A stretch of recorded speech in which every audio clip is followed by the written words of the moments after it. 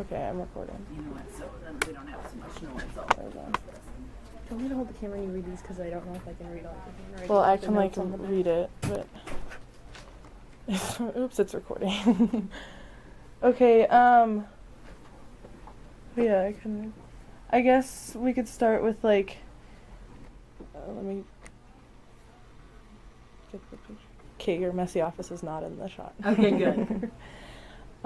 So like, what do you think like the biggest impact of Title IX was on women?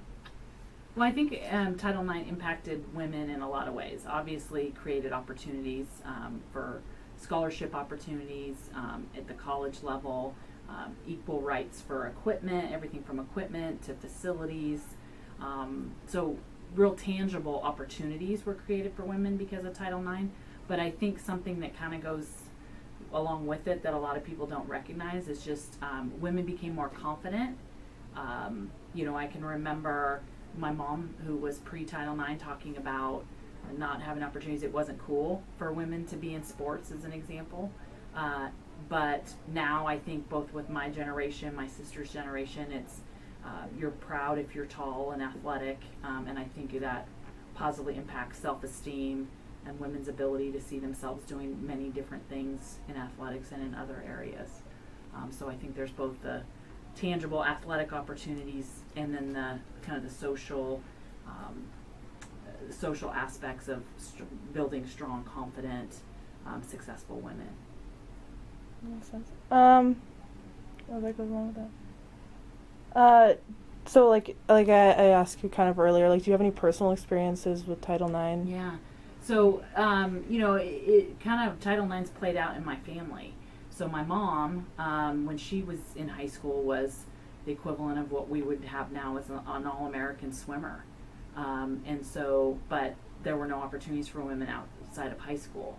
So here she could have had an opportunity to go to college if she were living in today's world with her sport and get a degree.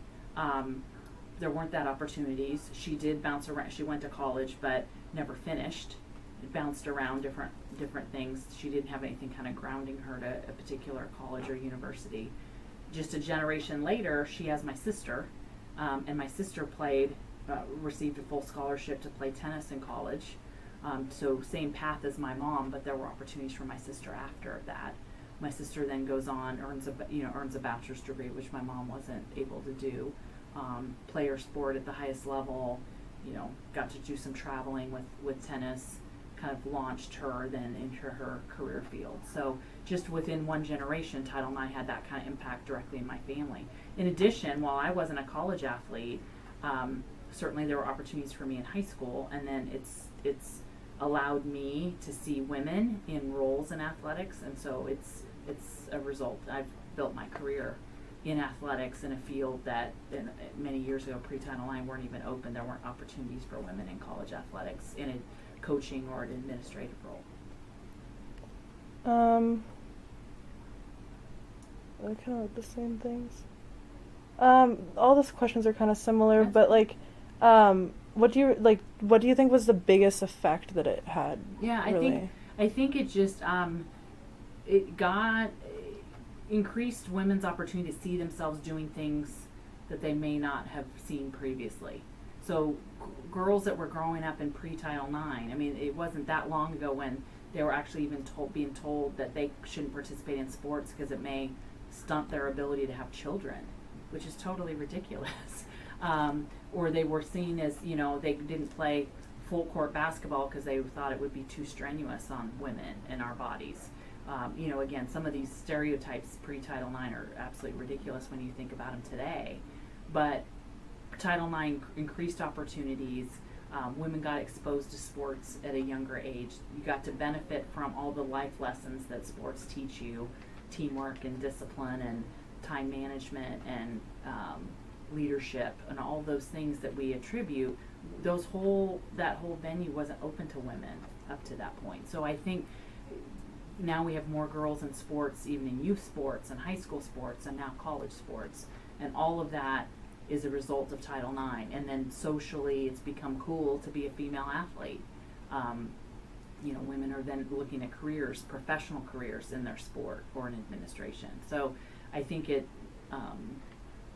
broadens opportunities, but also just does so much more for women's self-esteem. And it's a great way to fight childhood obesity and all those other social issues, teen pregnancy.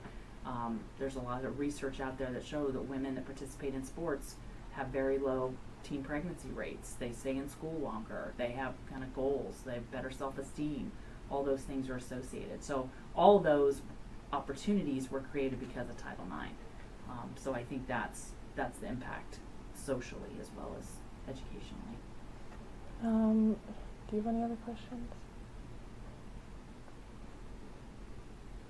Do you guys see the impact too, just in your lives? Yeah, You probably definitely. grew up not Yeah. ever thinking about whether you could participate in a sport or not. Yeah, like a lot of people on our team were just like, "What's Title IX? What's Title Right. IX?" And it's like, it's why we're here. So you have Mhm.